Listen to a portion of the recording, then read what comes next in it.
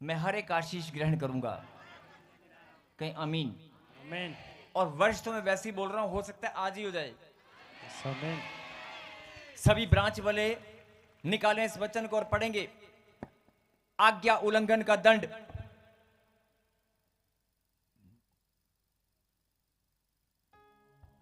Yes 14। यदि तुम मेरी सुनोगे और इन सब आज्ञाओं को मानोगे। आपने गलत पढ़ा है, फिर से पढ़ें दोबारा।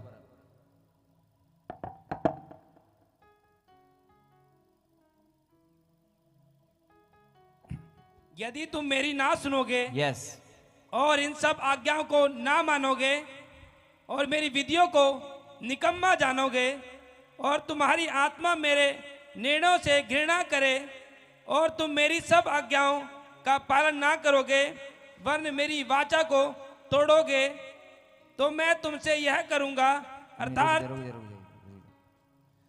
14 में क्या लिखा? अभी आपको अपने बच्चों को कंट्रोल करें।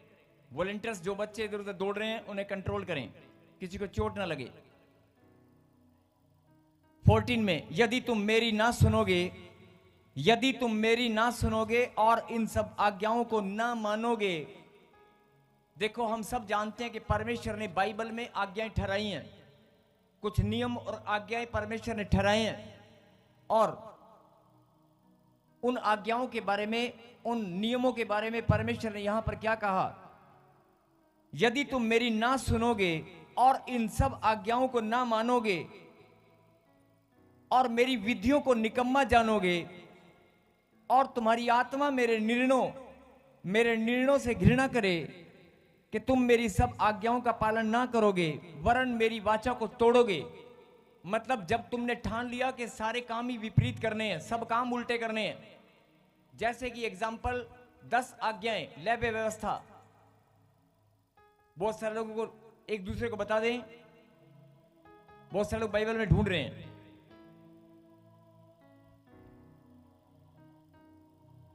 बहुत सारे लोग जानते हैं, हम सब जानते हैं कि परमेश्वर ने 10 आज्ञाएं बाइबल में ठहराई हैं और उसके अलावा भी बहुत सारी आज्ञाएं हैं। उन 10 आज्ञाओं का पालन करने में कोई ना कोई चूक, कोई ना कोई गलती हमसे हो जाती है या शैतान हमें भरमा कर करवा देता है।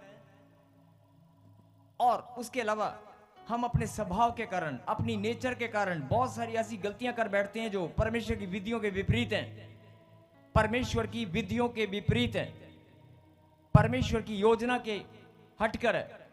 इसलिए यहां पर लिखा, यदि तुम मेरी ना सुनोगे और इन सब आज्ञाओं को, थोड़ा इफेक्ट कम कर,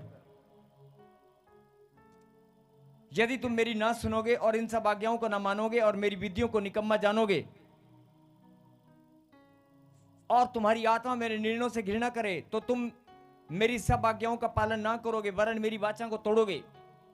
अब बहुत सारी बातें परमेश्वर ने एक साथ यहां पर समझा दी हैं कि अगर तुम मेरे विपरीत, मेरी शिक्षा के विपरीत चलोगे, मेरी आज्ञाओं का उल्लंघन करोगे तो क्या होगा? तो क्या होगा? अब कई लोग सोच रहे हो कि शायद ये बात हमें बताई जा रही है, हमें सुनाई जा रही है। आपको सुनाया नहीं जा रहा है, लेकिन आज आपको समझाया जा रहा है। और ध्यान से सुनना, 16 में क्या लिखा? तो मैं तुमसे यह करूंगा अर्थात मैं तुमको बेचैन करूंगा। क्या लिखा? बेचैन करूंगा। मतलब तुम बेचैनी बढ़ती चली जाएगी, घबराहट, बेचैनी। अब कई लोग सोच रहे होंगे बेचैनी मेरे बीपी के कारण या मेरे सिर में दर्द के कारण या शरीर के किसी और ऑर्गन की वजह से, शायद मेरी रिपोर्ट में कोई गड़बड़ी है, थोड़ी वॉइस कॉल, बाकी ठीक है। लेकिन वचन को आप जब ध्यान से पढ़ेंगे तो परमेश्वर ने खुद लिखा है, मैं तुझे बेचैन कर दूंगा और तेरी बेचैनी बढ़ती जाएगी। और याद करो, जब आप किसी कारण से, कोई कारण नहीं होता लेकिन अचानक से बेचैन हो जाता है इंसान, बेचैन, चैन नहीं मिलता, शांति नहीं आती, घबराहट होती है हालात और परिस्थिति के कारण, या किसी का पैसा देना हो, डर के मारे। अपने जीवन में बहुत सारी बातें आपने देखी होंगी जब आपको बेचैनी होती है। और बहुत सारे लोग ऐसे हैं जिनको बेचैनी, कई लोग पैर नीचे करें। मैंने अभी समझाया कि आपका बैठना बेढंगा नहीं होना चाहिए। आप ढंग से बैठे हैं खुदा के वचन में। कहीं हालेलुया। हालेलुया। बेचैनी, कई बार आपने देखा होगा कि शरीर बिल्कुल नॉर्मल है, स्वास्थ्य बिल्कुल अच्छा, रिपोर्ट ओके है, लेकिन नींद नहीं आती और बेचैनी बढ़ती जाती है। अब ये आगे चलेंगे तो शायद बहुत कुछ समझ में आएगा, लेकिन ध्यान से, बेचैनी क्या आपको कभी महसूस हुई है? बोला हालेलुया। हालेलुया। सिर्फ ये बात आप सोच लें 2 मिनट के लिए, क्या आपको बेचैनी महसूस हुई है? थोड़ी सी वॉइस खोल दे भाई, थोड़ी सी, ज्यादा नहीं।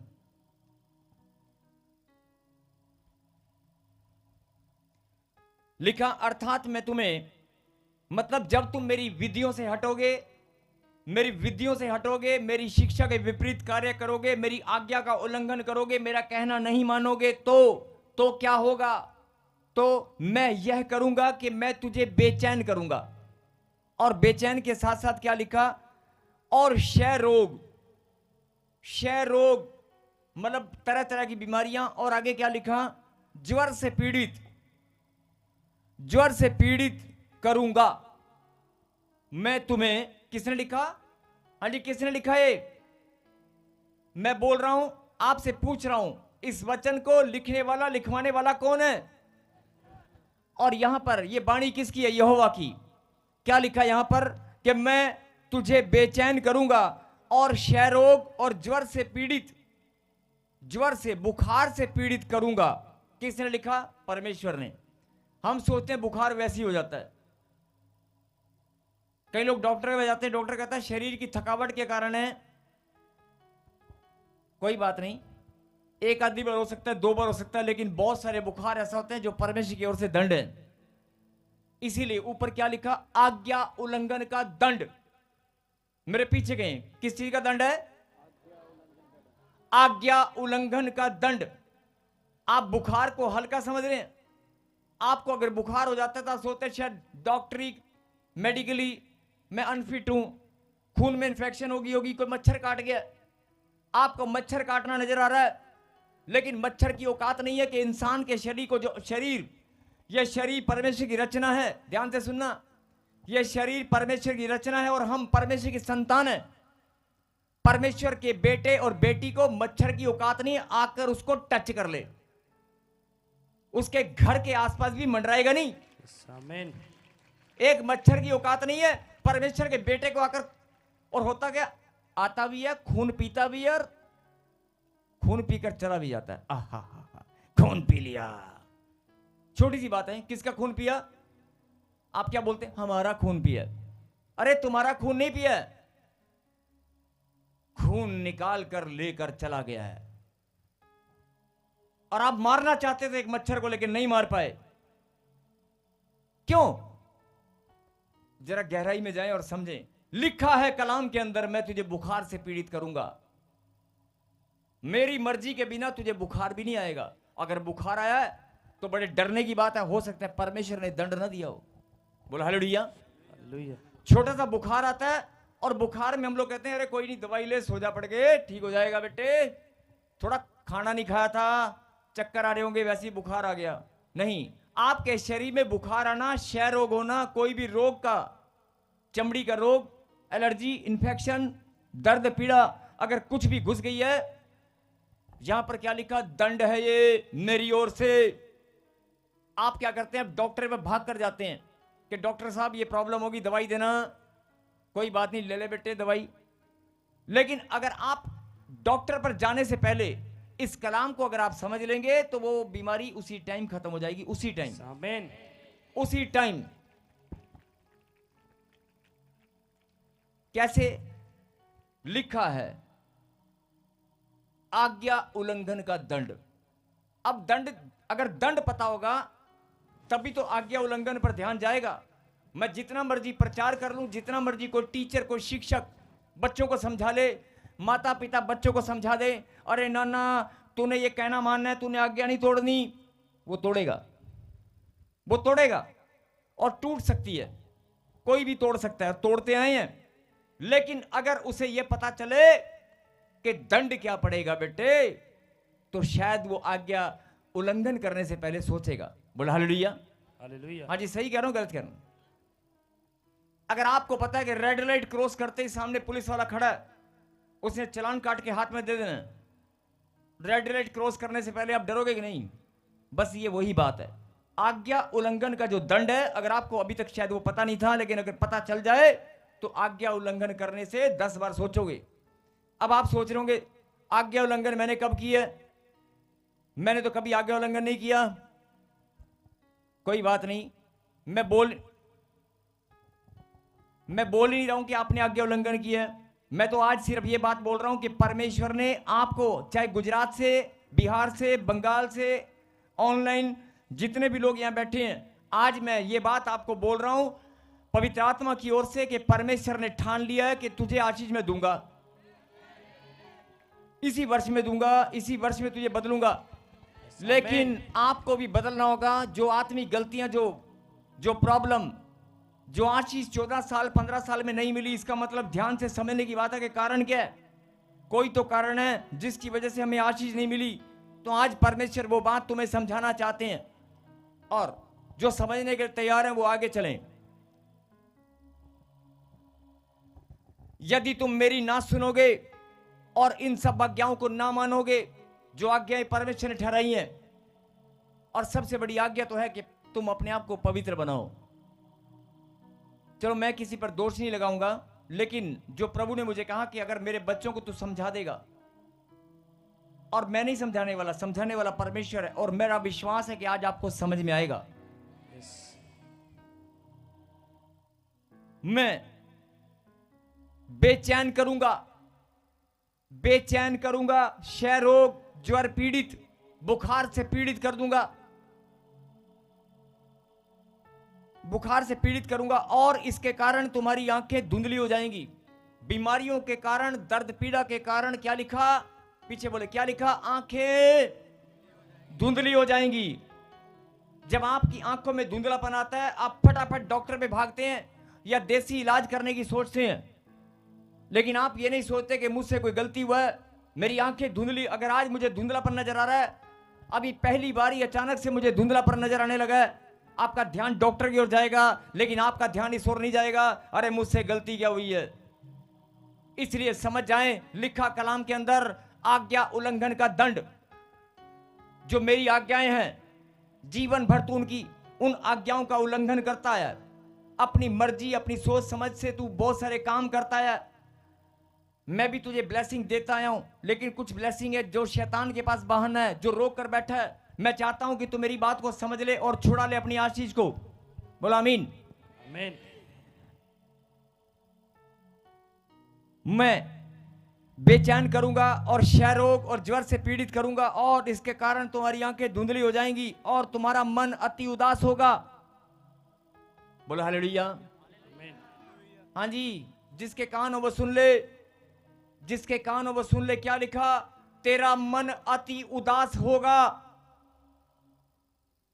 मेरे पीछे गए, क्या लिखा? तेरा मन, जोन लाइन है, जरूर बोलें, बोले तेरा मन अति उदास होगा। कहीं हालेलुया। यस, यही बात पर ध्यान देने वाली बात है। तेरा मन अति मतलब अनलिमिटेड, इतना ज्यादा उदास हो जाएगा। अगर मन उदास है तो आपको लगता है कि शायद मेरा मन उदास है, आपके नेगेटिव ख्याल दिमाग में आएंगे, मैं जिंदगी ये वो पता नहीं क्या क्या सोचने लगोगे। नहीं, आपका ध्यान इस बात पर नहीं जाएगा कि जरूर मुझसे कोई गलती हुई है, मेरा मन तो उदास है। आपका ध्यान इस बात पर जाएगा कि मेरा मन उदास है, मेरा मन मेरी मम्मी ने उदास किया, मेरे भाई ने उदास किया, मेरे पापा ने उदास किया, मेरा मन कोई लड़के ने धोखा देकर मुझे उदास किया है, कोई लड़की मुझे चीट करके चली गई। आपको लड़की याद आएगी, आपको लड़का याद आएगा, आपको लड़की लड़का याद आएगा। अपने रिश्तों पर आप ध्यान देंगे, आपका ध्यान रिश्तों की ओर जाएगा, बिजनेस की ओर जाएगा, पैसे की ओर जाएगा। अरे पैसा चला गया तो मेरा मन उदास है, मेरा नुकसान हो गया तो मेरा मन उदास है। किसी ने पैसे देना था, किसी ने आज चेक देने का वायदा किया था, लेकिन मुझे बड़ी पेमेंट नहीं मिली, इसलिए मैं घर मुंह लटका कर जा रहा हूं। और बच्चे पूछते पापा आज की हो है? ओ यार बस कुछ ना, रोटी लेवा। नहीं नहीं तू हटना, मैं रोटी नहीं खानी। तेरी रोटी ना खाने से वो चेक आ जाएगा। बहुत बार आप ऐसे उदास हो जाते हैं, आपका ध्यान कहां जाता है? चेक की ओर। आपका ध्यान पैसे की ओर। आपका ध्यान कहां जाता है? आपका ध्यान चारों ओर जाएगा, हर जगह जाएगा कि फलानी वजह से, फलानी वजह से, इस कारण से, उस कारण से मैं उदास हूं, मेरा मन टूट गया है। लेकिन आपका ध्यान इस बात पर नहीं जाएगा कि परमेश्वर की तूने आज्ञा का उल्लंघन किया है। और कलाम के अंदर खुदा ने खुद लिखा है, मैं तेरे मन को अति उदास करूंगा। कारण कोई भी हो, बहाना कोई भी हो, तेरे मन को उदास करने का अधिकार मेरे पास है, शैतान के पास नहीं है। तेरे मन में उदासी लाने का अधिकार भी मेरे पास है। शैतान की औकात नहीं है वो तेरे मन से खिलवाड़ करे। बोलो हालेलुया। हालेलुया। समझ में आ रही बात? समझ में आ रही है? जब आपका मन उदास होता है तो आपका ध्यान कभी इस बात पर गया कि मुझसे कोई गलती भी है और मेरा मन उदास परमेश्वर ने किया, या परमेश्वर की आज्ञा उल्लंघन का यह दंड है? आपका ध्यान नहीं गया होगा। आपका ध्यान इस बात पर जरूर जाएगा कि पैसा नहीं मिला, या काम नहीं बना, या मेरी मम्मी या मेरे डैडी या मेरा भाई या लड़की या लड़का, किसी ने मुझे धोखा दिया, किसी ने मुझे अपमान किया तो मेरा मन उदास है, किसी ने दो बातें मुझे बोल दी इसलिए मेरा मन उदास है। फिर से कहें हालेलुया। हालेलुया। जिनको ये बात अभी तक समझ में आ रही है और जिनकी आत्मा गवाही दे रही है कि वाकई परमेश्वर आज मुझे समझाना चाहता है, वो कहें हालेलुया। हालेलुया। और आगे क्या लिखा? तुम्हारा मन अति उदास होगा। क्या लिखा? होगा। और उसके बाद तुम्हारा बीज बोना व्यर्थ होगा। यस। अगर मेरी आज्ञा का उल्लंघन करोगे तो बीज बोना भी व्यर्थ है। और होता भी ऐसे है, आप इतने साल से भेंट और दशवांश या बीज आप बोते हैं लेकिन फल नहीं मिल पा रहा है। आप बो रहे हैं लेकिन फल नहीं मिल पा रहा है। लिखा कलाम के अंदर कि तुम्हारा बीज बोना व्यर्थ होगा क्योंकि तुम्हारे शत्रु उसकी उपज खा लेंगे। और 17 में क्या लिखा? सीधा 18 पढ़े। 18 नहीं 17 पढ़। और मैं भी तुम्हारे विरुद्ध हो जाऊंगा और तुम अपने शत्रुओं से हार जाओगे और तुम्हारे बैरी तुम्हारे ऊपर अधिकार करेंगे। और जब कोई बस बोल हालेलुया। हालेलुया। शत्रु से हार, मेरे पीछे बोलो, शत्रु से हार, बैरी का अधिकार। फिर से बोलो, शत्रु से हार, बैरी का अधिकार, ये तुम पर हो जाएगा। समझ मेरी बात? मतलब शत्रु कौन है? शैतान। शत्रु कौन है? बीमारी। शत्रु कौन है? जिससे बीमारी से लड़ने के लिए व्हीलचेयर, चश्मा, जो भी आपके जीवन में शत्रु हैं जो बनकर बैठे हैं, आपके रिश्ते, आपके कोर्ट केस या कोई भी चीज जो आपको शत्रु नजर आती है, लेकिन वो तब होगा, प्रभु ने कहा, जब मैं, अभी तो तू मेरे विरोध में, तूने मेरी आज्ञा उल्लंघन की है। अगर तूने मेरी आज्ञा उल्लंघन किया है, लेकिन अगर मैं विरोध में हो गया, तो अगर मैं भी विरोध में चला गया तेरे, तो क्या होगा? शत्रु से तू हार जाएगा। और बैरी जो तुझसे बैर रखते हैं वो तुझ पर अधिकार जमा लेंगे। फिर से बोले, शत्रु से हार, बैरी का अधिकार। शत्रु से हार, बैरी का अधिकार। फिर से बोले, मुझ पर नहीं होगा। बोला आमीन। लेकिन है ना, घर जाकर प्रार्थना में बोलना शुरू करना, परमेश्वर तेरी दया वाला हाथ मुझ पर बना रहे। शत्रु से हार और बैरी का अधिकार मुझ पर नहीं होगा। यस, अगर प्रभु भी तुम्हारे विरोध में हो गया तो शत्रु से भी हार जाओगे और बैरी तुम पर अधिकार जमाएंगे। जिस प्रॉपर्टी के तुम मालिक बनकर घूम रहे हो, प्रॉपर्टी ना, उसका मालिक कोई और बन जाएगा।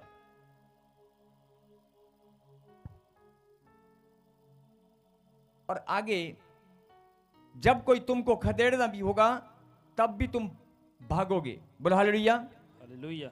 और आगे क्या लिखा? और यदि तुम इन बातों से उपरांत भी मेरी ना सुनो, मतलब इतना कुछ होने के बाद भी अगर तुम मेरी ना सुनो।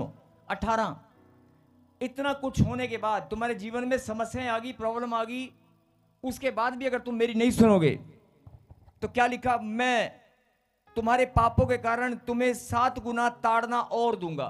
क्या लिखा? जो बोल के बोले, सब अपने मुंह से बोले, 7 गुना ताड़ना और दूंगा। अब 7 गुना ताड़ना परमेश्वर और देगा। मतलब कि अगर कई लोगों को लगता है यार मेरे हालात पहले ही बहुत बुरे थे और अचानक से ये और बदतर जिंदगी होती जा रही है। प्रभु ने खुद लिखा कि मैं ताड़ना और बढ़ा दूंगा। कई लोग सोचते हैं कि ताड़ना हो रही है, ताड़ना हो रही, कोई करने वाला नहीं है। प्रभु ने कहा मैं खुद ही बढ़ा दूंगा। अभी एक और वचन पढ़ेंगे, उसके बाद हम प्रार्थना करेंगे। सीधा 23 को पढ़। हालेलुया। फिर यदि तुम इन बातों पर भी मेरी ताड़ना से ना सुधरो और मेरे विरुद्ध चलते ही रहो 24। तो मैं भी तुम्हारे विरुद्ध चलूंगा और तुम्हारे पापों के कारण मैं आप ही तुमको 7 गुना मारूंगा। बोल हालेलुया। और इससे पहले 21 में लिखा है कि संकट बढ़ा दूंगा, 7 गुना संकट भी बढ़ा दूंगा और मैं ही तुम्हारे विरोध में हो जाऊंगा और तुम्हारी ताड़ना मैं ही करने लगूंगा। बोल हालेलुया। और 27 में क्या लिखा, जरा 27 एक और 27 से पहले एक जगह बीच में लिखा है मरी को भी फैलाऊंगा। तुम्हारे बीच में मरी फैलने लगेगी। जैसे कोरोना आ गया था, महामारी आएंगी, प्राकृतिक आपदाएं, बाढ़। मेरी बात को जरा ध्यान से सुनना, एक मिनट, सब अपना ध्यान इधर करें। ये बातें जो परमेश्वर ने कही हैं कि अगर मनुष्य, एक लाइन में जरा समझना, अगर इंसान आज्ञा उल्लंघन करे तो आज्ञा उल्लंघन का जो दंड है वो बुखार भी है, वो दर्द पीड़ाएं भी हैं, वो बीमारियां भी हैं, आंखों का धुंधलापन भी है, वो छोटी छोटी बीमारियां और बेचैनी। अगर तू बेचैन हो जाता है ना, तेरा ध्यान परमेश्वर की ओर नहीं गया होगा। लेकिन यहां पर परमेश्वर तुझे क्या समझाना चाहते हैं, अगर तेरे अंदर बेचैनी है तो समझ जा मैंने ही डाल दी है। मैंने तेरे अंदर बेचैनी बना दिया है।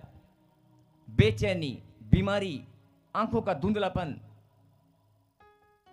खून में इंफेक्शन, अगर ये सारी चीजें शुरू हो चुकी है तो समझ जाओ परमेश्वर का क्रोध तुम्हारे ऊपर है। बोल हालेलुया। हालेलुया। इसका मतलब कोई आत्मिक गलती हुई है, कोई ताड़ना हमारी परमेश्वर की ओर से है। बोल हालेलुया। हालेलुया। और फिर प्रभु ने आगे क्या लिखा कि अगर तू मेरा कहना इसके बाद भी, इतना कुछ होने के बाद भी नहीं मानेगा तो मैं संकट और बढ़ा दूंगा और उसके बाद तेरी ताड़ना को भी बढ़ा दूंगा और उसके बाद बीच में लिखा मरी को भी फैलाऊंगा। मरी को फैलाऊंगा और प्राकृतिक आपदाएं भी बढ़ेंगी, जैसे अचानक से बाढ़ आ गई थी अभी। और इतना कुछ होने के बाद भी अगर नहीं सुधरोगे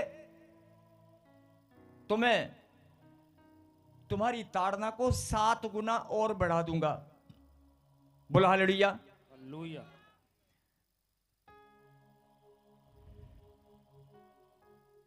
और एक वचन जो आपने पढ़ा होगा लेकिन सुना नहीं होगा, और सुनकर, लेकिन ये 29, अगर आज्ञा उल्लंघन में तुम ऐसे ही चलते रहे। अभी आपने देखा होगा कि आपके ही बच्चे, हाँ जी, बहुत सारे लोगों के साथ ऐसा होता है। मैं एक लाइन बोलकर आपका ध्यान इस बात पर आकर्षित करना चाहता हूं। अगर आपके बच्चे आपके घर से पैसा चोरी करते हैं, अगर आपके बच्चे आपसे चोरी करते हैं, चाहे वो बात है, चाहे वो पैसा है या कोई भी चीज है, और आपने दिल की बात आपको खुलकर नहीं बताते, वो भी प्रभु की ओर से दंड है। लिखा है कलाम के अंदर, जब आप गहराई में जाएंगे तो ये बातें भी लिखी हैं। इसका मतलब अगर आपके बच्चे पाप में चले गए हैं, आपको लगता है, ध्यान से सुनना, आपको लगता है कोई लड़का मेरी बेटी के जीवन में आया और उसने छल किया और मेरी बेटी का जीवन बर्बाद कर दिया।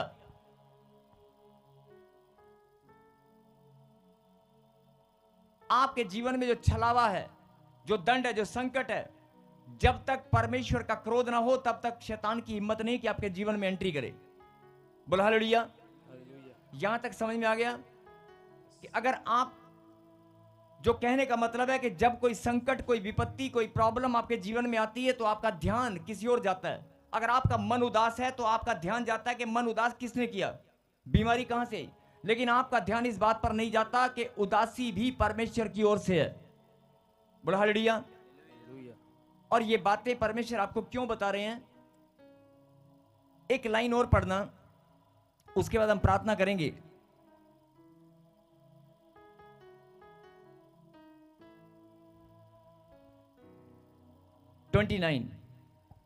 हालेलुया। और तुमको अपने बेटों और बेटियों का मांस खाना पड़ेगा। बोलो हालेलुया। हालेलुया। अगर कलाम के अंदर लिखा है तो टलने वाला तो नहीं है। मतलब अभी आपके ऊपर वो सारी बातें परमेश्वर आपको बताना चाहते हैं कि 1 स्टेप 2 स्टेप 3 स्टेप के पहले मैं ये बीमारियां भेजूंगा, ये प्रॉब्लम आएगी, और अगर उसके बाद भी तुम नहीं सुधरोगे तो मैं 7 गुना संकट बढ़ा दूंगा। उसके बाद भी नहीं सुधरोगे तो कोई महामारी आएगी, प्रॉब्लम आएगी और बढ़ा दूंगा। और अगर उसके बाद भी तुम नहीं सुधरोगे, तुम मेरी बात को नहीं सुनोगे, नहीं समझोगे, तो मैं और बढ़ा दूंगा। लेकिन यहां पर क्या लिखा, एक लेवल वो भी आएगा कि तुम्हें अपने बेटे और बेटियों का मांस भी खाना पड़ सकता है। अगर ये सत्य हो गया तो, और आप जानते हैं कि आजकल ऐसा हो भी रहा है, बहुत सारे माता पिता अपने ही बच्चों को खाने पे लगे हैं। बहुत सारे बच्चे अपने माता पिता का ही खून कर डालते हैं। ये शुरुआत हो चुकी है और कहीं ये बढ़ने लगी तो। लेकिन इसके बाद एक लास्ट बात हम पढ़ेंगे 36। जिनके बच्चे पैदा होते हैं, जिनके बच्चे पैदा होते हैं और आप पाल पोस कर बड़ा करते हो, पाल पोस कर आपने बड़ा किया, पढ़ा लिखाया, लेकिन पढ़ना जरा इस वचन को, और तुम में से जो बच रहेंगे और अपने पशुओं के देश में होंगे। पशु नहीं है भाई, शत्रु है। पशु और शत्रु में बड़ा फर्क होता है।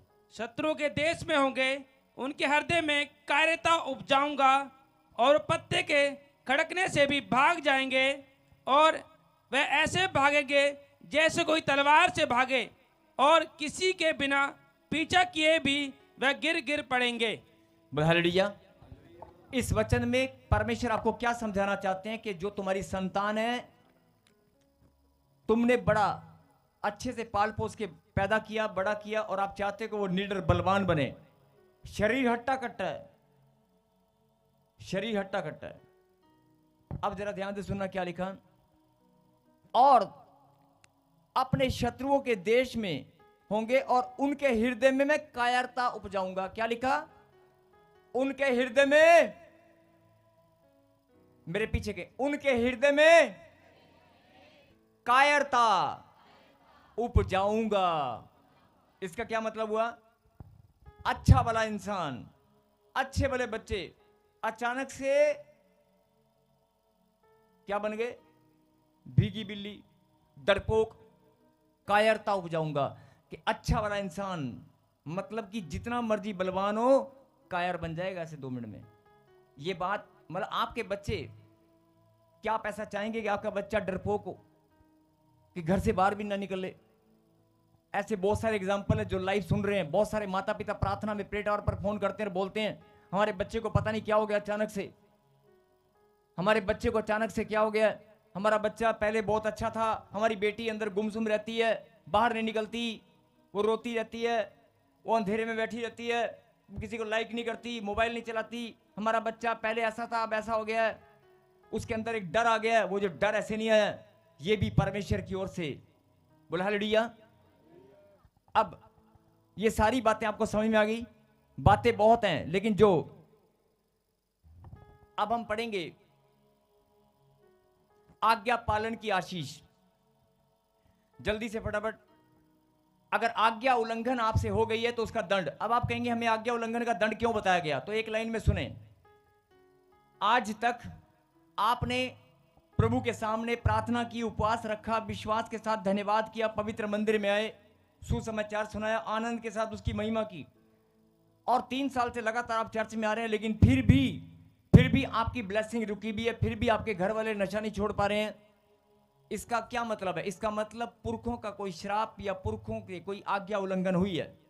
आपसे नहीं हुई होगी, आपके परिवार में किसी से हुई होगी, जिसके कारण ये दंड अभी तक आपके परिवार में चल रहा है। लेकिन परमेश्वर इस दंड को आशीष में बदलना जानते हैं। बोलो आमीन। और पढ़ेंगे 2:26 हालेलुया। तुम मेरे विश्राम दिनों का, 1 मिनट रुक, जो ऑनलाइन है, जो यहां पर बैठे हैं, अगर आपको परमेश्वर का दंड आपको लगता है, जो भी बहुत सारे दंड मैंने बताए, अगर आपको लगता है कि वो दंड प्रभु की ओर से या किसी की ओर से है, कितने भी लंबे समय से आपको आशीष नहीं है, मैंने कहा ना कि परमेश्वर इसी वर्ष में तुम्हें चमकाना चाहते हैं, इसी वर्ष में तुम्हारी बढ़ोतरी चाहते हैं, इसी वर्ष में तुम्हारी ब्लेसिंग चाहते हैं। तो अपनी आत्मिक गलतियों पर, मैंने कहा ना, अपनी आत्मिक गलतियों पर और दंड पर, जो दंड आपके घर में घुसकर बैठा है, जो बीमारियां, जो टेंशन, जो चिंताएं, बेचैनी, नींद का ना आना, छोटी छोटी बातों में अगर आपके घर में कोई भी चीज अगर घुसकर बैठी है तो इसका मतलब परमेश्वर का दंड है। अगर उस दंड से छुटकारा चाहते हो तो आज आपको बदलना होगा। आप बदलने के तैयार हैं? एक पहले वचन में पढ़ेंगे 26:2। हालेलुया। तुम मेरे विश्राम दिनों का पालन करना और मेरे पवित्र स्थान का भय मानना, मैं यहोवा हूं। बोल हालेलुया। हालेलुया। अगर इतनी सी बात भी तुम्हारे अंदर स्थिर हो गई ना, इतनी सी बात, मेरे विश्राम दिनों का पालन करना, मेरे विश्राम दिनों का पालन करना। अब कहेंगे पालन तो हम करते आए हैं, हम तो हर संडे चर्च में आते हैं, हम तो पालन करने आए हैं। लेकिन एक लाइन में और क्या लिखा? और मेरे पवित्र स्थान का भय मानना, मेरे पवित्र स्थान का भय मानना। अब पवित्र स्थान परमेश्वर का घर है, यहां का भय आप मानते हैं? मानते हैं? चलो मान लेते हैं, मानते होंगे।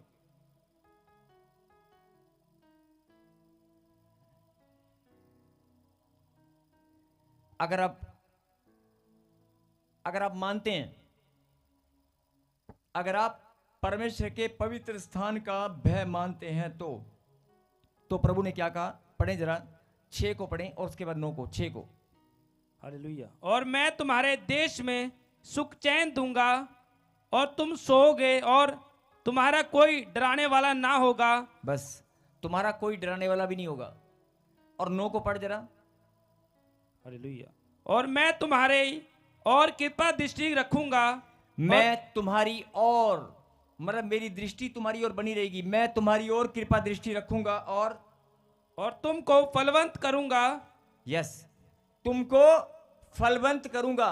अपनी बाइबल में अंडरलाइन कर लेना, फलवंत करूंगा मतलब जो भी तुम बोओगे वो काटोगे, फल लगेगा। तुमको फलवंत करूंगा अगर मेरी आज्ञा में तुम बने रहोगे, मेरे वचन पर चलने वाले बनोगे, मेरी शिक्षा को अपने दिल में ग्रहण करोगे, तो जो तुम बोओगे वो काटोगे। और क्या लिखा? मैं तुम्हारी ओर कृपा दृष्टि रखूंगा और तुमको फलवंत करूंगा और बढ़ाऊंगा। फलवंत भी करूंगा और बढ़ाऊंगा भी। और तुम्हारे संग अपनी वाचा को पूर्ण करूंगा, पूरा करूंगा। जो वाचा मैंने तुमसे बांधी है वो पूरी करके रहूंगा। यस, आमीन। अब अगर आप आज्ञा उल्लंघन, अब आप बोलेंगे आज्ञा उल्लंघन मैंने तो कभी नहीं किया। अरे आपने नहीं किया, आपके पुरखों में किसी ने किया होगा जिसका दंड पीढ़ी दर पीढ़ी आपके ऊपर है। तो उससे छुटकारे का तरीका सिर्फ और सिर्फ, आप कहेंगे कि मैं क्या करूं? आप कहेंगे कि मैं क्या करूं? मेरी बेटी की ब्लेसिंग क्यों रुक गई, मेरे उसकी ब्लेसिंग क्यों रुक गई? तो सीधी सी बात बता रहा हूं, अगर आप छुटकारा चाहते हैं पुरखों के या अपने परिवार के किसी भी, तो आप सुसमाचार सुनाना शुरू करें। शुभ संदेश, मैं अपनी ओर से नहीं बोल रहा हूं। अगर आपको लगता है कि मैंने कभी कोई गलती नहीं की, पाप नहीं किया, मेरे घर में प्रॉब्लम क्यों है, तो आप सुसमाचार सुनाना शुरू कर दो, प्रॉब्लम उखड़ जाएगी, हमेशा के लिए चली जाएगी। प्रार्थना तो आप करते ही हैं, लेकिन सुसमाचार सुनाना शुरू करें। मैं फिर बोल रहा हूं कि जो प्रॉब्लम घर में घुस रही होगी अपने आप निकल जाएगी। और दूसरी बात क्या लिखा कि मेरी विधियों पर चलो और मेरी आज्ञाओं को मानना, उनका पालन करना और मेरे पवित्र स्थान का भय मानना। पवित्र स्थान का भय मानना। अब आपको लग रहा है पवित्र स्थान परमेश्वर का मंदिर है। मेरे पीछे गए, बैठ जा बेटे, बैठ जा। फिर से गए, यहीं पर इंसान गलती करता है। बोलो, मेरे पवित्र स्थान का भय मानना। अब पवित्र स्थान, सब सोच रहे हैं पवित्र मंदिर है, परमेश्वर का घर है। परमेश्वर का पवित्र स्थान मनुष्य का शरीर है, उसका मन है, उसका हृदय है। इस शरीर को गंदा मत करना। समझ आ गई बात? इतनी सी बात कि तू अपने आप को पवित्र बनाए रख, अपनी पवित्रता को मत खोना। मोबाइल में, इंस्टाग्राम में, फेसबुक में लड़कों के साथ, लड़कियों के साथ नशा करके। दो ही बातें मैं बता रहा हूं कि अगर आप कमजोर हैं, आपकी प्रार्थना की शक्ति और बढ़ेगी, सामर्थ आएगी। अपने आप को पवित्र बनाएं, खुदा का अभिषेक और बढ़ेगा। आमीन। अपने आप को पवित्र बनाएं, उसका भय माने। इस पवित्र मंदिर का, इस मंदिर का भी और इस मंदिर का भी आप भय माने। और आज्ञा उल्लंघन का जो दंड आपके ऊपर है, वो दंड अभी कभी खत्म हो जाएगा। आज अभी जब हम प्रार्थना करेंगे, अभी 2 मिनट के बाद, जो लोग जा रहे हैं या जाना चाहते हैं, जिनको देर हो चुकी है या जो ऑनलाइन सुन रहे हैं, आज इस प्रार्थना में जितने भी लोग शामिल होंगे, पवित्र आत्मा ने मुझे कहा जितने भी लोग शामिल होंगे, मेरे खुदा ने मुझे अधिकार दिया है, मेरे खुदा ने मुझे सामर्थ दी है। मैं उस परमेश्वर की दी हुई सामर्थ और दिव्य अधिकार के द्वारा आज पुरखों के श्राप, हर एक बद्दुआ, हर एक नेगेटिविटी और हर एक आज्ञा उल्लंघन का जो दंड परमेश्वर ने दिया, अगर हम मिलकर विनती करें तो परमेश्वर उस दंड को हटा देंगे। आज अभी के अभी मेरे खुदा ने कहा कि तुझे मैं अधिकार देता हूं, तुझे मैं अधिकार देता हूं कि सांप और बिच्छू को तुम पांव तले रोंद डालोगे। अगर बीमारी है, बेचैनी है, कमजोरी है, कर्जा, उसे पांव तले तुम रोंद डालोगे अभी के अभी। बोलो आमीन। आमीन। अगर आपको ये बात समझ में आ गई है, आपको लगता था कि मैंने कोई आज्ञा उल्लंघन नहीं किया है, लेकिन अगर आज्ञा उल्लंघन आपने नहीं किया तो आपके घर में प्रॉब्लम क्यों घूम रही है? अगर घूम रही है तो आज खुदा ने वचन से समझा दिया, जाकर घर दोबारा पढ़ लेना। अगर तेरे घर में समस्याएं घूम रही हैं तो इसका मतलब तुझसे या तेरे परिवार के किसी जन से आज्ञा उल्लंघन हो चुका है, जिसका ये दंड तेरे ऊपर घूम रहा है। और परमेश्वर चाहते हैं इसी वर्ष में मैं तुम्हें आशीष दूं और इसी वर्ष में तू चमकने लगे। जो भी श्राप और दंड तेरा पीछा करते हैं वो आज, कल नहीं, आज अभी के अभी यहीं पर खत्म हो जाएं। आप परमेश्वर के अभिषेक में बैठे हैं, आप बोलते हैं परमेश्वर मैं सुसमाचार सुनाया करूंगा, मैं आपके पवित्र स्थान का भय मानने वाला बनूंगा, मैं पवित्र जीवन जीने में, मैं अपनी पवित्रता में, प्रार्थना करने में, आपकी महिमा करने में, सुसमाचार सुनाने में, मैं फल लाने में बढ़ता ही जाऊंगा, बढ़ता ही जाऊंगा। कहीं आमीन। जोरदार ताली बजाकर प्रभु को धन्यवाद दें।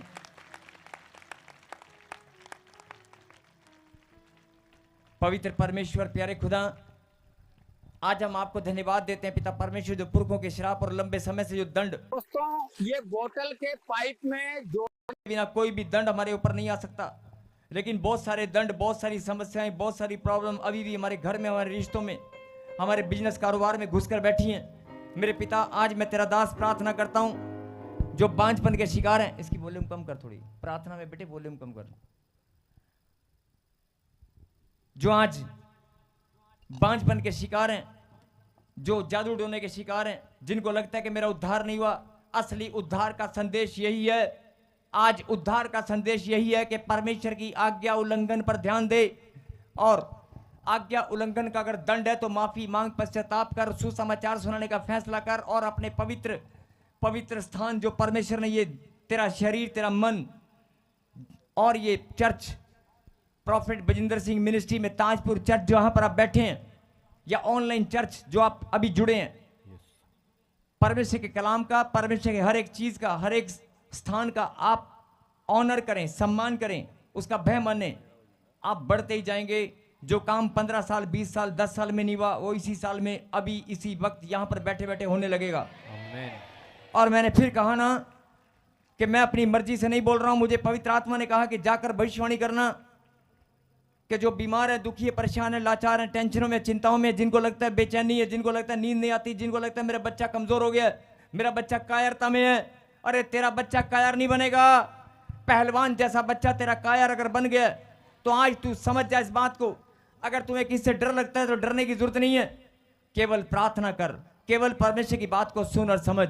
मैं इसी वर्ष में तेरे मस्तक को ऊंचा करूंगा। आमेन। जो काम जीवन भर नहीं हुए, इस अभिषेक वाले स्थान पर जब आप आएंगे, मेरे विश्राम दिन का पालन करना। प्रभु ने कहा ना, ये भविष्यवाणी है, सब लोग सुने ध्यान से। जितने भी लोग ये फैसला करेंगे कि मैं विश्राम दिन को पवित्र मानकर ताजपुर चर्च में आया करूंगा। चर्च अपनी अपनी चर्च में बहुत सारे लोग अलग अलग जगह भी जाते हैं, मैं उनकी बात नहीं कर रहा हूं, लेकिन जो भी लोग इस चर्च से जुड़े हैं, एक भी संडे मिस मत करना। विश्राम दिन को पवित्र मानकर आप परमेश्वर की आज्ञा का पालन करना और पवित्र स्थान का भय मानना, इस पवित्र मंदिर का और उस मंदिर का जो आपका शरीर है, आपका मन है, उसको पवित्र बनाए रखना और प्रार्थना करने में, सुसमाचार सुनाने में आप बढ़ते जाना। कोई दुनिया की ताकत आपकी ब्लेसिंग को रोकने वाली नहीं है।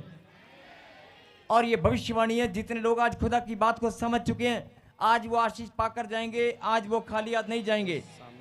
और 2 मिनट के लिए कोई भी इधर उधर नहीं जाएगा, 2 से 5 मिनट कोई भी इधर उधर नहीं जाएगा। आज हम मिलकर प्रार्थना करेंगे, परमेश्वर को धन्यवाद देंगे और कहेंगे शैतान का जुआ टूट चुका है। मेरे पीछे के परमेश्वर, आपका क्रोध हमसे हट चुका है। जाने अनजाने में बहुत सी गलतियां हमसे हो चुकी हैं, बहुत से ऐसे पाप जो हमसे हो चुके हैं, जिसके कारण आपका दिया हुआ दंड या शैतान ने कोई भी हमारे घर में समस्या बनाई है, उसके पास किसी भी चीज का बहाना हो। आज हम आपकी दिव्य सामर्थ्य के द्वारा, विश्वास के द्वारा, प्रार्थना की शक्ति के द्वारा, आपके पवित्र नाम से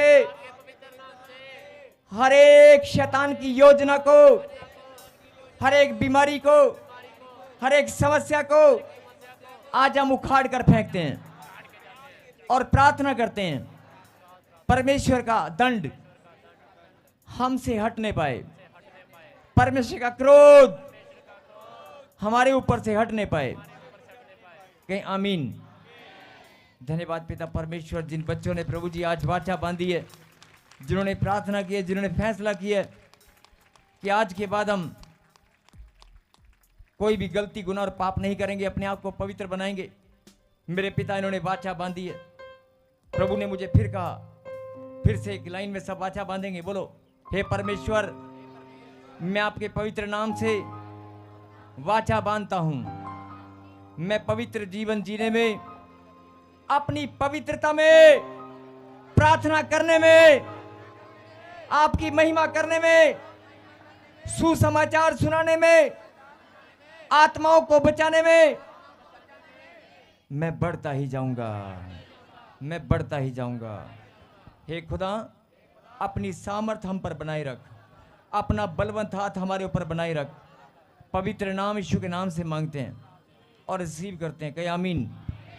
यस, जोरदार तालियों के साथ धन्यवाद।